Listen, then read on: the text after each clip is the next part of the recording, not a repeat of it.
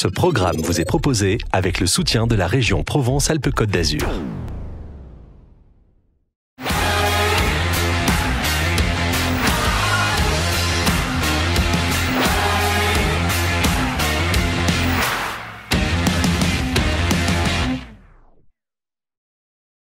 Avec Hugues Parent, le directeur général d'Euroméditerranée.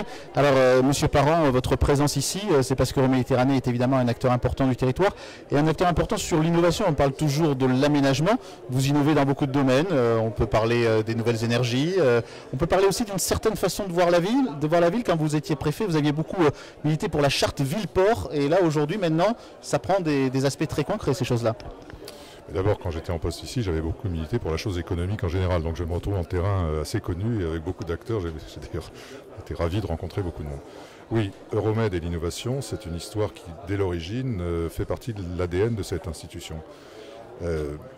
Dès l'origine, si on remarque bien les choses, le pôle média, qui est créé dans un endroit où on ne l'attendait pas, c'est l'œuvre d'Euromed.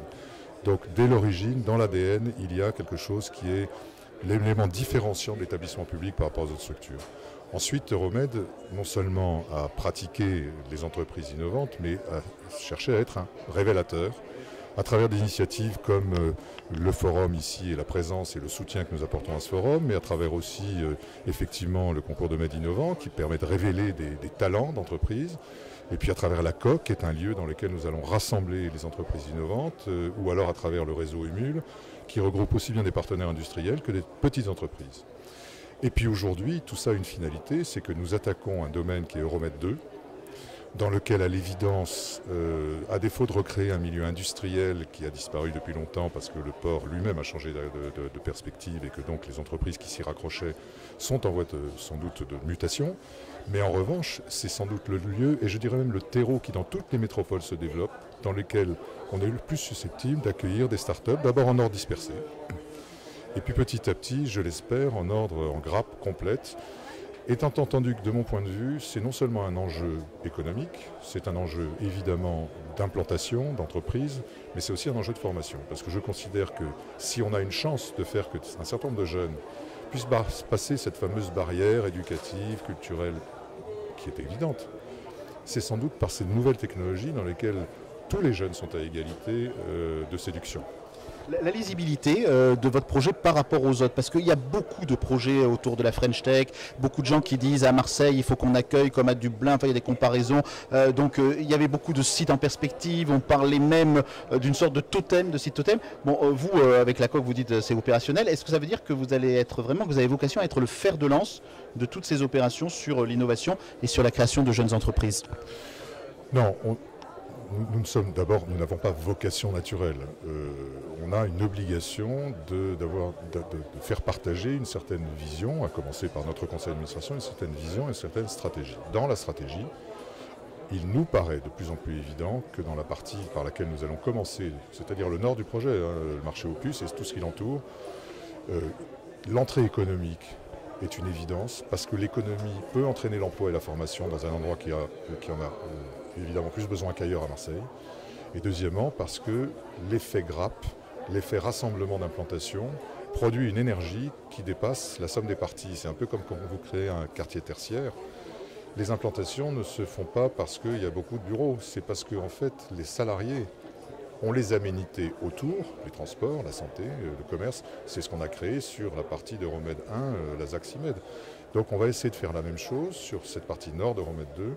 Donc nous n'avons pas vocation, nous ne sommes naturellement pas concurrents, on soutient toutes les implantations métropolitaines, mais ce que nous essayons de faire, c'est quand même un écosystème là où il nous paraît le plus nécessaire dans la métropole. Et ce quartier, c'est un quartier vraiment emblématique de Marseille, c'est quelque chose que vous allez vendre à l'étranger, c'est une partie de l'image de Marseille qui se joue aujourd'hui sur Euromed, que ce soit le 1 ou le 2? Oui, alors je vous l'avais dit d'entrée de jeu, j'ai eu l'habitude dans mon poste précédent à la Défense d'avoir une vision extraordinairement internationale. Nous entamons effectivement une série de déplacements courts, mais de plus en plus ciblés sur des acteurs investisseurs qui peuvent être d'ailleurs intéressés par la présence du port. Si vous allez vers des Coréens ou des Japonais ou des Chinois, le port leur parle autant que la ville. Et un grand port c'est un lieu d'implantation, par exemple, de tertiaire ou de résidentiel. Donc, évidemment, on lance cette opération. Il y a peu d'acteurs, en fait, dans l'investissement immobilier, une centaine dans le monde, et beaucoup de fonds souverains ou de fonds de pension. Mais ces acteurs-là, quand ils n'investissent pas, vous mettent sur une carte, et ce sont ce qu'on appelle des prescripteurs d'opinion, c'est-à-dire que petit à petit, vous apparaissez. Lyon, par exemple, est clairement apparu sur la carte, et quand le fonds souverain d'Abu Dhabi, Adia, dont les actifs sont d'environ 600 milliards d'euros, c'est énorme, investi dans la rue de la République à Lyon, c'est à peu près la même démarche que lorsque les Américains ont investi sur la rue de la République à Marseille. Sauf qu'aujourd'hui, je crois qu'il faut repositionner Marseille d'aujourd'hui, et non pas le Marseille d'hier, dans lequel beaucoup d'investisseurs sont encore plongés. Un dernier point, l'essentiel pour le port et pour Euromed, c'est pas forcément ce qui se voit, parce qu'aujourd'hui on parle beaucoup des câbles sous-marins, il y a des très très grands acteurs qui sont présents, il y a une puissance de feu importante à Marseille dans ce domaine de la gestion de données, mais la gestion physique, de la transmission de ces données. C'est pas toujours facile à vendre parce que ça c'est sous-marin, c'est pas très visible. C'est sous-marin, mais cela étant, aujourd'hui, les compétitions entre les opérateurs, notamment dans les données financières, se font à la nanoseconde. On peut vite comprendre qu'en étant au cœur du dispositif, c'est plus intéressant que d'être au bout. Premier point. Deuxième point, les besoins en emploi qui apparaissent à travers les data centers, et les chefs d'entreprise vous le disent, deviennent assez importants. Et donc, il y a une vraie pénurie. C'est là où je dis qu'il y a sans doute des voies de formation possibles. Et puis, troisièmement, le port et Euromed, notamment dans la partie que nous abordons aujourd'hui, sont relativement liés. Nous ne pouvons pas ignorer ce qui se passe pour le port parce qu'on peut en tirer des bénéfices d'entreprises qui s'implantent chez nous ou même d'ailleurs de salariés. Mais le port ne peut pas non plus ignorer ce qui se passe chez nous parce qu'aujourd'hui nous sommes en continuité économique. Quand vous avez un data center qui se met aux Arnavaux et un autre qui se met sur le port, on voit bien que la continuité est totale. Donc je pense que petit à petit, cette compréhension de la part du port croît, de notre part elle est totale. Et à vrai dire, je pense qu'en plus, de plus en plus, les quartiers que nous allons créer s'adressent à des gens, la génération Y d'aujourd'hui, qui va être de plus en plus sensible aux questions d'environnement, aux questions de cadre de vie.